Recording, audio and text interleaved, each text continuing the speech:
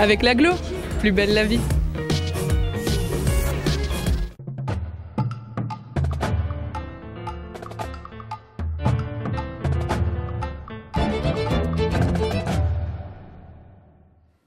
Bonjour à tous, merci de votre fidélité.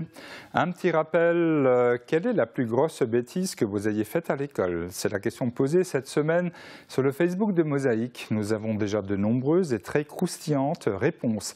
N'hésitez pas à poster vos souvenirs. Même si cela ne saute pas aux yeux, Sarreguemines est une ville étudiante avec plus de 1000 étudiants sur les différentes formations proposées. La ville possède de nombreux atouts et notamment un cadre calme propice aux études. C'était l'un des arguments des élèves et professeurs présents au pôle universitaire samedi dans le cadre de la journée porte ouverte. Parmi les visiteurs, des élèves de terminale en quête d'infos pour orienter leur parcours post-bac.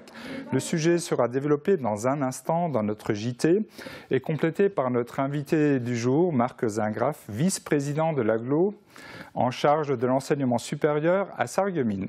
Notre 30 minutes, c'est de l'info, de la culture et du divertissement. On regarde le sommaire de cette édition. Bonjour à tous, au sommaire de cette édition à Sarreguemines, le multi-accueil, le Marmouset, se lance dans l'aventure des couches lavables. Entre brume et chaleur, l'ambiance était tropicale le temps d'une soirée au centre nautique de Sarreguemines. Pour la première fois de leur carrière, Paul Christophe et François Abel ont travaillé ensemble sur un roman historique ayant pour sujet la guerre des paysans en Moselle. Avec ses portes ouvertes, le pôle universitaire de Sarreguemines voulait séduire les futurs étudiants. Dans la petite histoire du jour, nous nous intéressons au platane du Biergarten des Cavaliers. Une belle action menée par la famille Lang à Chenec. Elle élève des futurs chiens guides d'aveugles.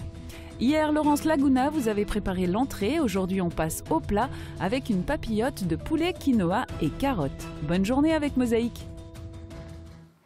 Le 3 mars 2007, Wouswiller inaugurait sa maison des arts et des traditions. Mosaïque avait bien évidemment filmé l'événement. Replay. Votre ordinateur virtuel accessible où que vous soyez, 24 heures sur 24, depuis votre PC, Mac, votre tablette ou votre smartphone. Pour les pros, la solution c'est le cloud ID Réseau. La restauration d'une maison ancienne, initialement à l'état de ruine en maison des arts et traditions, c'est l'idée de la commune de Wouswiller. Inaugurée en présence de nombreux élus, elle abritera notamment la nouvelle bibliothèque et un espace destiné au troisième âge. Cette journée est également l'occasion pour la municipalité de présenter le nouvel ouvrier communal. Il, ou plutôt elle, s'appelle Quanta, c'est une jeune jument de 3 ans. Quanta interviendra notamment pour l'entretien des espaces verts et pour les petits travaux dans la commune. La bibliothèque, elle, ouvre ses portes avec déjà plus de 70 inscrits. De beaux jours en perspective au pays de Wouswiller. Et pour la construction de la Maison des Arts et des Traditions, le Conseil général de la Moselle avait octroyé une aide de 443 000 € et la Direction régionale des affaires culturelles avait participé à hauteur de 400 000 €. Au total, près de 72% des travaux avaient été subventionnés. Quant au mobilier, il est mis à disposition par la bibliothèque départementale de près de la Moselle. Sandrine, comme tous les mardis, nous présente la météo et nous propose des rencontres pleines d'optimisme. 17% des accidents du quotidien ont pour origine le sport. Assurance accident de la vie, la sécurité par tous les temps. Bonjour tout le monde, pour demain des giboulées sont au programme. Le ciel alternera entre nuages et éclaircies le matin, mais des averses seront déjà présentes à la mi-journée. Elles deviendront plus fréquentes l'après-midi, avec parfois de la neige sur les plateaux. Côté température, les minimales varieront entre -1 et 1 degré et les maximales entre 5 et 7 degrés. Demain mercredi 4 mars, nous fêtons les Casimirs. Le soleil nous accompagnera de 7h05 à 18h16. Et pour notre séquence J'aime ma vie, nous partons à la rencontre d'Elsa, étudiante en commerce, pour qu'elle nous livre sa recette du bonheur. Très bonne journée à tous et à demain. Bonjour Elsa, dites-moi, qu'est-ce qui vous rend heureuse dans la vie ? Tout d'abord ma famille, les amis c'est important aussi, et surtout ce qui est le plus important c'est la santé notamment. Et si vous aviez une recette du bonheur, quelle serait votre recette ? La joie de vivre, le rire surtout. Mordre la vie à pleines dents. Exactement.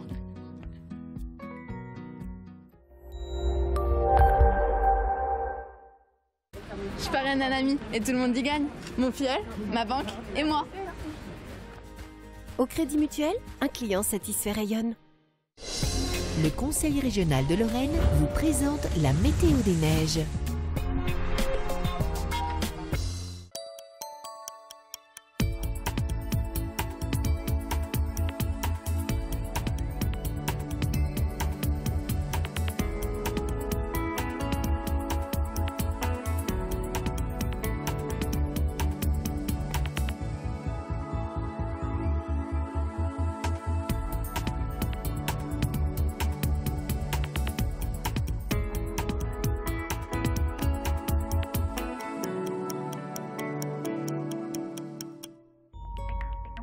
Retrouvez toutes les informations sur l'enneigement de vos stations préférées sur www.bulletin-d-neige.com.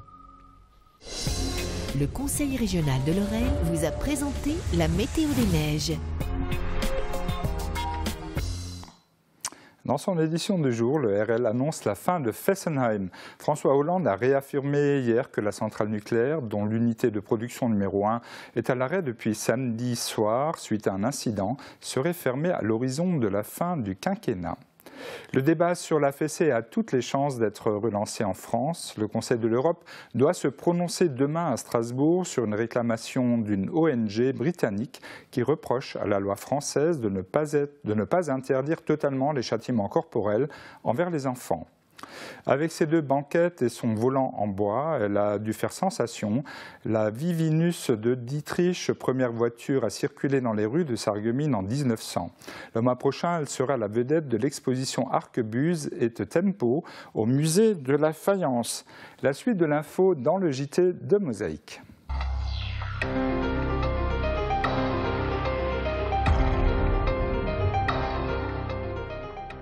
Des couches, oui, mais des couches lavables. Le multi-accueil Le Marmouzet a décidé d'essayer pendant 2 mois ces linges absorbants à usage multiple pour 6 enfants âgés de 5 mois à 1 an. 6 autres tout petits continueront à utiliser des couches jetables et à la fin de l'expérience, une comparaison sera faite pour évaluer les avantages et les inconvénients de cette expérimentation. Guillaume Dumonteil.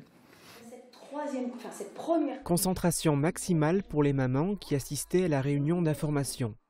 Elles ont écouté un exposé sur les couches lavables, suivi d'une démonstration pour apprendre à les utiliser. Cette activité était animée par une responsable de l'association spécialisée Boone Nature. Elle leur a parlé des avantages procurés par l'utilisation des couches lavables au niveau environnemental, sanitaire ou financier. Efficace, cette présentation a séduit l'auditoire. Je pense que ça peut être intéressant, puisque apparemment c'est bon pour les enfants. Il y a moins de produits chimiques que dans les couches jetables, donc je pense que c'est une bonne chose. Le multi-accueil Le Marmouzet est lui aussi convaincu des intérêts représentés par l'utilisation des linges absorbants à usage multiple. Depuis lundi et pendant 2 mois, une expérience est menée sur des enfants inscrits dans cette crèche et âgés de 5 mois à 1 an. Ces bébés auront droit à des couches lavables, tandis que les autres continueront à porter des jetables. Il pourrait s'agir d'une première étape. Une fois que la phase test sera terminée, donc nous allons généraliser à l'ensemble des enfants de la section, si tout s'est bien passé au niveau des retours du test. Dans cette opération, le multi-accueil Le Marmouzet est associé à la ville de Sarreguemines et à la communauté d'agglomération Sarreguemines-Confluence. Pour cette dernière collectivité, cette action constitue une déclinaison du plan climat approuvé en décembre 2012. Et nous en profitons pour souhaiter un joyeux anniversaire à Marc, la doyenne de Lixin-les-Roulins. Elle vient de fêter ses 95 ans. Sur la photo, nous la voyons entourée de sa famille et recevant un joli bouquet de fleurs de Madame le maire et de ses adjoints. Nous la retrouverons prochainement dans une émission Souvenirs sur Mosaïque. Vous en avez eu un avant-goût hier sur Mosaïque, folle ambiance à la Tropical Party qui s'est déroulée samedi soir au centre nautique communautaire de Sarreguemines. Retour sur cet événement festif à la chaude ambiance. Julia Bitran, Thomas Drouin. Une ambiance tellement caliente que la caméra de Mosaïque a eu bien du mal à filmer ces images. Quand la buée s'en mêle, il est parfois dur de réaliser certains reportages. Il faut dire qu'avec cette Tropical Party, le centre nautique communautaire de Sarreguemines a largement atteint son objectif en battant tous les records de fréquentation. 874 entrées ont été comptabilisées samedi entre 16h et la fermeture tardive à 23h. Parmi eux, certains avaient déjà participé à la grande animation proposée en octobre dernier, tandis que d'autres découvraient. Les enfants s'amusent, les enfants franchement passent un super bon moment, c'est vraiment bien pour eux, et puis pour les parents c'est pas mal aussi. Moi ça me permet de rencontrer plein de gens que je vois pas depuis pendant un bout de temps. Donc là aussi je discute avec des personnes que je rencontre, donc c'est sympa. C'est déjà la deuxième fois qu'on vient, donc on savait quelle ambiance il y avait, donc on voulait revenir. Ça m'avait bien plu, les activités c'était bien, il y avait beaucoup de monde, donc c'était intéressant. C'est un moyen de retrouver les amis et puis de faire des rencontres aussi. C'est bien, il y a de la musique, on danse. C'est comme un rêve qui se réalise pour moi en fait. Un rêve que certains imagineraient bien voir se concrétiser tous les jours, car il y avait de quoi séduire tout le monde. À chacun ses préférences. L'ambiance en fait, les jeux, ma fille s'éclate, elle s'éclate avec ses copines, elle s'éclate dans les bassins, elle a fait des petits tours avec les toboggans et tout, c'était bien, c'est chouette. On avait du kayak au début, la journée, et on a aussi la structure gonflable qui est juste derrière. Là ils font de l'aquazumba, de la danse. Et avant, là-bas il y avait un parcours avec des plots, des ronds et des plots flottants. Voilà. Le clou de la soirée, c'était incontestablement l'aquazumba. Le DJ et les deux monitrices ont su motiver le public à se déhancher dans l'eau.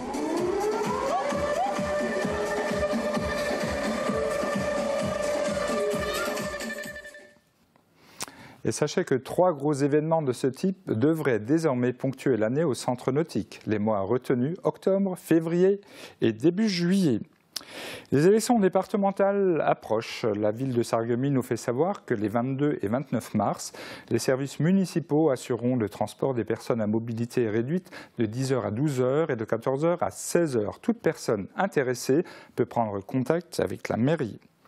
Ils ont conjugué leurs talents. Les deux frères Paul-Christophe Abel et François Abel ont réalisé ensemble un roman historique intitulé « Vénus en révolution », le premier en tant qu'écrivain, le second comme illustrateur. Leur livre évoque la guerre des paysans en Alsace-Moselle, un sujet dont ils ont débattu en public à la médiathèque communautaire. Guillaume Dumonteil.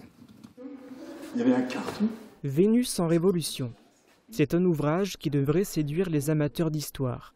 Il parle en effet d'un événement qui s'est déroulé de 1524 à 1526 dans le Saint-Empire romain germanique et notamment à Sarreguemines et dans les environs de la cité faïencière. Il s'agit de la guerre des paysans, un premier mouvement révolutionnaire pour l'écrivain Paul-Christophe Abel. Ce dernier a travaillé avec son frère, l'illustrateur François Abel.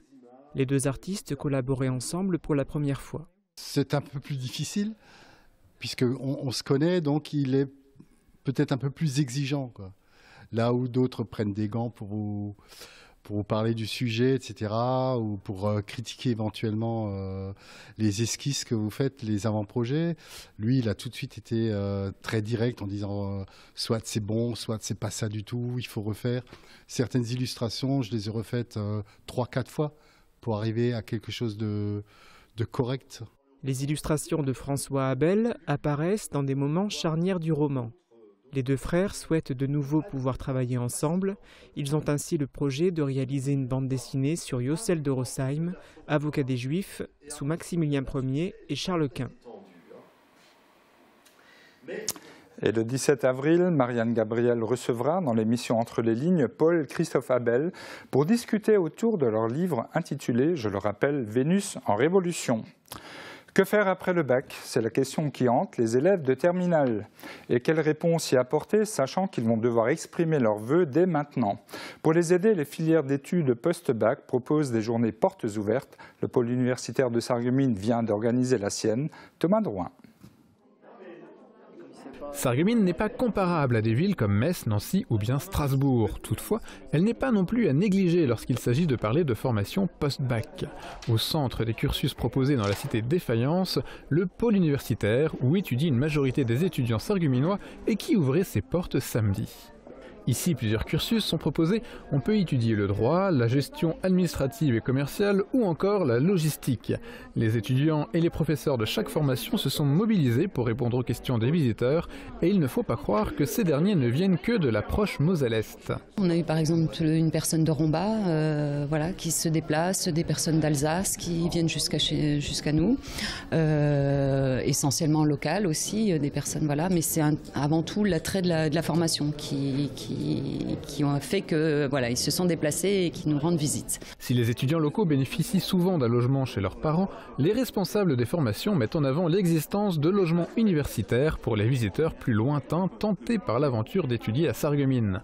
Parmi les visiteurs d'un jour, beaucoup d'élèves de terminale à la recherche de renseignements avant d'effectuer leurs vœux d'orientation post-bac, mais ils ne sont pas les seuls à s'être déplacés. Yanis est lui élève de seconde, mais il est déjà soucieux de son avenir. On cherche déjà un avenir, on n'a pas envie d'être à la rue. En plus avec le taux de chômage en France, on a peur d'être dans la crise des 25 ans, ne pas trouver de métier. De ce point de vue, sa visite l'a rassuré, les formations sarregueminoises offrent de nombreux débouchés et reçoivent régulièrement des offres d'emploi destinées aux étudiants. Mais avant de penser à y répondre, il faut naturellement réussir ses études. Là aussi, les étudiants ont un argument massu. Loin des turbulences des grandes villes étudiantes, le calme de Sarreguemines est un cadre propice à un travail sérieux tout au long de l'année. Et oui, Sarreguemines, ville universitaire, c'était une carte qu'il fallait jouer. Nous allons évoquer ce sujet avec notre invité Marc Zingraf. Bonjour Marc. Bonjour Francis. Alors on va rapidement rappeler l'ambition de l'agglo dans le domaine de l'enseignement supérieur. Oui, alors cette ambition dans le domaine de l'enseignement supérieur, la communauté d'agglomération l'avait déjà sous sa forme district, il y a bien des années, avec cette légitimité qu'il y a un lien entre l'enseignement supérieur et le développement économique, qui a toujours été la priorité. Donc il y avait cette volonté d'avoir à proximité des formations pour produire les jeunes dont avait besoin notre tissu économique, nos entreprises. S'ajouter à cela, évidemment, d'autres critères, à savoir se rapprocher des établissements, des familles, pour celles qui n'ont pas les moyens d'envoyer leurs enfants à la ville étudier, notamment. Voilà, toute cette dimension-là est venue s'ajouter à la question initiale. Alors, au final, est-ce qu'on vient à Sarreguemines par défaut ou parce qu'on ne veut pas quitter maman, papa? Ou les deux, peut-être? Oui, il y a tous les cas de figure aujourd'hui. Dans certaines familles, on considère que les enfants n'ont pas toujours la maturité nécessaire pour quitter. C'est quelquefois même la volonté des élèves eux-mêmes. Et puis, quelquefois, ce sont des questions financières. Les moyens, certains étudiants, dès le début de leurs études, ont un petit job étudiant qu'ils ont, notamment parce que le papa et la maman ont des relations dans des entreprises. Voilà, ils ont un petit poste qu'ils n'auraient pas s'ils partaient évidemment en ville. Et puis, il y a la question du logement. Aujourd'hui, loger un étudiant, ça coûte cher. Donc, quand on peut évidemment se passer de loyer, au moins au début des études, c'est tout très intéressant. Est-ce que la ville a vraiment des atouts remarquables pour accueillir, je dirais, des formations supérieures ? Alors, la ville a des atouts, d'abord parce qu'elle a cette attitude absolument volontariste en direction des formations pour les accueillir, pour donner aux formations les moyens de proposer un enseignement de qualité. Également parce qu'elle a des infrastructures qui permettent de le faire. Je pense à la médiathèque notamment. Je pense à tous les locaux universitaires qui sont en excellent état, fonctionnels, etc. Donc des qualités certainement. Alors, est-ce qu'on va peut-être évoquer rapidement les différentes formations qui sont proposées ici à Sarreguemines, pour qu'on ait une vue globale, hein. Oui, bien sûr. Alors, vous avez près de 1200 étudiants actuellement. À titre de comparaison, en 2001-2002, il y avait environ 600 étudiants sur le campus sarregueminois. Là, on est à pas loin de 1200, donc c'est un chiffre qui est très intéressant dans des conditions difficiles. On a eu une lente évolution pour passer le cap des 1000. On a passé maintenant, il y a quelques années, le cap des 1000. Et on approche à peu près les 1200. Mais je pense que l'idée, surtout, c'est pour constituer un campus et pour avoir une véritable vie universitaire, le seuil des 1000 étudiants est très important. Aujourd'hui, ces 1000 étudiants, vous pouvez quasiment diviser sur l'ensemble des 4 formations qui sont présentes sur la place, à hauteur d'effectifs qui sont toujours autour de 250-300 étudiants. C'est bien sûr le cas au premier chef de l'IUT avec ses 2 départements, GLT, donc gestion logistique et transport, et GACO, gestion administrative et commerciale. Vous avez ensuite la faculté de droit, hein, évidemment, dans toutes ces années de licence, voire maintenant de Master 2. Vous avez l'ex-IUFM qu'on appelle ESPE maintenant, qui fournit donc les gens qui vont dans le domaine de l'éducation, hein, les futurs enseignants. Vous avez également, et il ne faut pas les oublier, les différents BTS qui sont dans les lycées, qui rassemblent pas mal de monde, là aussi, entre 250 et 300. Vous avez, pour le même chiffre, également l'Institut de formation aux soins infirmiers de Sarreguemines, qui est important, toujours avec cette même proportion d'effectifs. Alors rapidement, 2 chiffres, le budget de fonctionnement, le budget d'investissement moyen annuel. Alors, en fonctionnement, on est toujours à peu près 800-850 000 euros par an, incluant les subventions de fonctionnement à l'université et puis tout ce qui va avec. Et puis, en investissement, c'est plus variable, puisque nous avons des années à grande réalisation et puis des années où nous intervenons plus de manière récurrente sur des éléments ponctuels. Donc, ça peut aller de 200, 300, 500 000 à plusieurs millions. Le pôle école place Jeanne d'Arc, c'est environ 2 millions. Le bâtiment pour le département GACO, un peu plus d'1 million. Et surtout, symboliquement, le bâtiment qui est ambitionné, qui est attendu par l'Institut de formation aux soins infirmiers et qui devrait, que la communauté d'agglomération souhaiterait mettre en place, est à plus de 6 millions. Donc vous voyez que c'est très variable. Alors juste pour conclure, et de façon très rapide, puisque c'est la question du jour un peu dans tous les médias, est-ce que vous êtes pour ou contre la fessée? Alors c'est un rapport avec Fessenheim ou avec... Voilà, c'est un sujet explosif. L'humour que j'ai voulu en réponse immédiate m'amène comme première réflexion que je crois que d'abord, l'idéal est toujours de se passer de la fessée. Il faut toujours passer par les mots et c'est bien plus intelligent que la fessée. Néanmoins, quelquefois, c'est humain aussi de craquer dans des conditions difficiles sans qu'on ait à le dramatiser. Voilà. Très bien, fin de l'info. Merci Marc. Alors une petite annonce et on se retrouve dans un instant. 150 véhicules à votre service. AVS. Notre métier, vous accompagner. Plus de sport sur Mosaïque. Samedi, le Sarreguemines Football Club rencontre la réserve de Colmar sur les terres alsaciennes. Après 4 défaites d'affilée, les faïenciers vont-ils mettre fin à la série noire? Vous le saurez en suivant le match en direct sur Mosaïque. Le coup d'envoi sera donné à 18 h. La petite histoire du jour vous propose de découvrir une nouvelle fois un arbre remarquable de Sarreguemines, un arbre qui pourtant passe totalement inaperçu. Il se situe rue du Champ de Mars, juste en face du lycée Henri Nominé, et vous allez comprendre tout de suite pourquoi.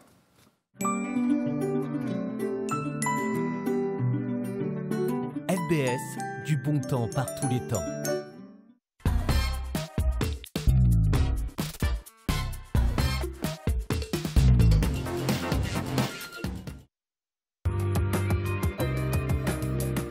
C'est un platane presque comme un autre, sauf que celui-là, vu sa circonférence, doit avoir près de 200 ans. Il était donc là bien avant la caserne des chevaux légers, juste en face. Mais il a servi aux cavaliers pendant assez longtemps. À cet endroit s'est installé un Biergarten, et l'on venait profiter de l'ombre de ce platane autour d'un verre et en joyeuse compagnie. Les cavaliers sont partis, les aubergistes aussi, mais l'arbre, lui, est toujours là. Et qui sait ce qu'il verra encore au cours des 2 prochains siècles. Merci à Catherine pour cette jolie histoire. Ils ont le cœur sur la main, à Chenec, les membres de la famille Lang éduquent un chiot nommé Janga.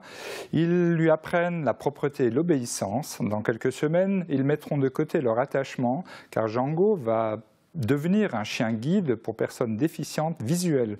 Le sujet de Johan Chérifi et Guillaume Dumonteil. Avec Firch Menuiserie, votre maison devient tendance.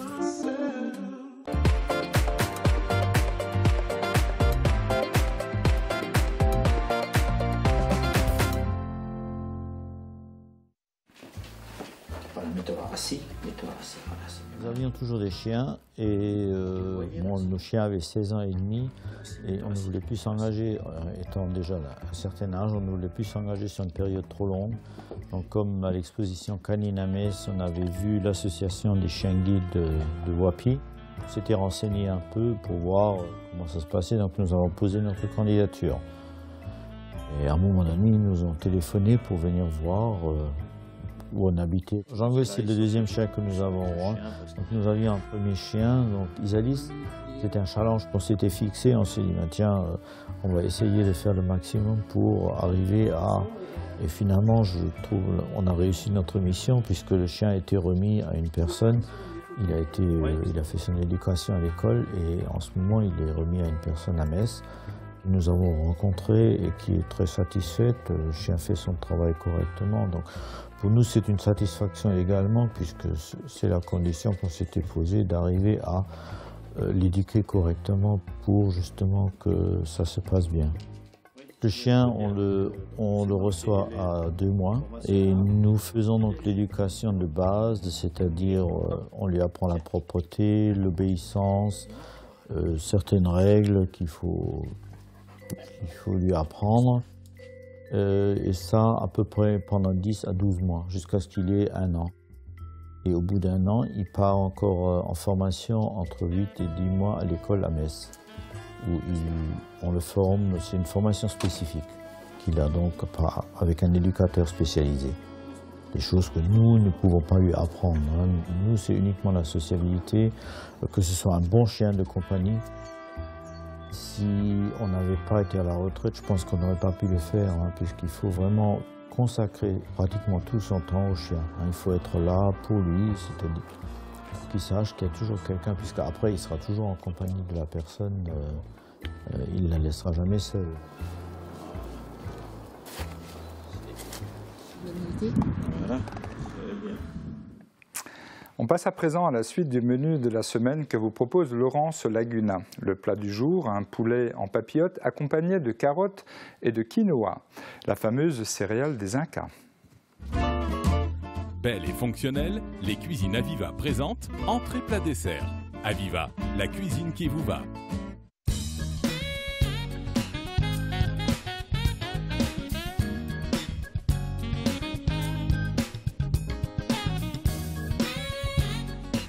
Bonjour, ici recette gourmande de Laurence. Aujourd'hui pour le plat, je vais vous proposer une papillote de poulet, quinoa et petites carottes. Dans une poêle huilée, faites revenir l'échalote hachée et ajoutez les carottes coupées en fines rondelles. Ajoutez ensuite le bouillon et faites cuire à feu doux pendant une vingtaine de minutes à découvert. Lorsque l'eau est presque évaporée, ajoutez le fromage blanc salé et poivré et réservez. Faites cuire le quinoa dans 2 fois son volume d'eau pendant 10 minutes, puis laissez-le gonfler pendant 10 minutes et égouttez. Dans 4 papillotes, répartissez le quinoa et les carottes, déposez dessus un blanc de poulet, poivrez et saupoudrez de paprika. Il ne reste plus qu'à enfourner pour 20 minutes à 200 degrés avant de servir.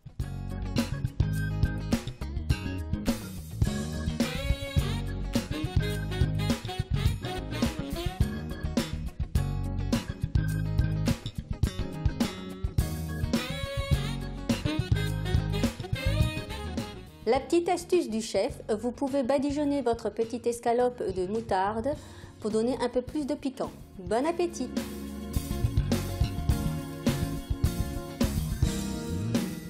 Merci à Laurence qu'on retrouve demain pour le dessert.